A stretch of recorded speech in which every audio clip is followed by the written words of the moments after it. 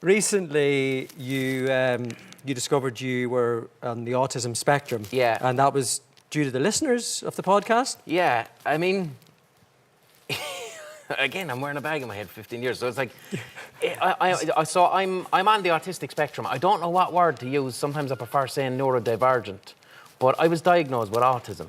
And it was because the listeners of my podcast were listening every week, and autistic people were saying, "You sound pretty autistic, man. You might want to check that out."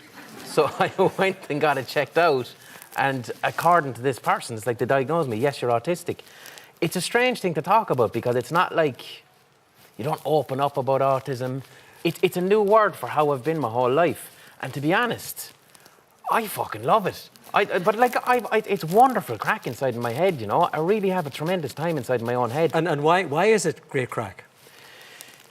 What I find, and I can't speak for other autistic people, but for me personally, it's about the environment that you're in. So, like, I had a very bad time in school. I failed my Leaving Cert, you know, and now my job is to write books. I'm a thriving person. My job, like, if I was to describe what it's like to be autistic, it's like the curiosity that I was born with never left me. I still have childhood curiosity, and I love it. It's great crack. However, like, I once had a job in a call centre years ago.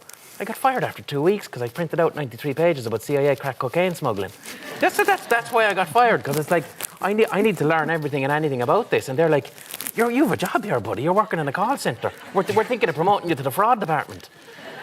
Do you know what I mean? So it's about the environment that I'm in. But I'm thriving because the environment that I'm in is, I pursue creativity all the time, and I adore it and love it, and I wouldn't change it for a second.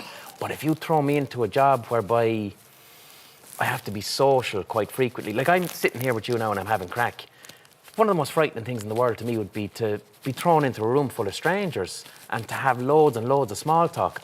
Well, that's grand. There's a boundary. But, like, it's not that I can't do it. It's that it's kind of exhausting for me, you know?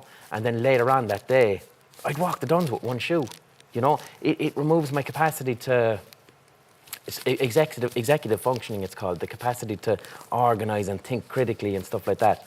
So I like one-on-one conversations, and I'm talking too much. I talk too much. No, you're not. I mean, this is the whole idea. You know, people want to hear you, which is amazing. I mean, the brilliant thing about this is that when you're talking about that and how your brain works, all of this makes sense. So all of what you do brilliantly makes sense. The podcast, which can jump from 20,000 different things and do a deep dive and just really get in there in a way that nobody else can, makes sense. 100%. And, you know, for us and for, you know, all of your fans, I just want to say thanks. Thanks for doing that. Yeah, thank you.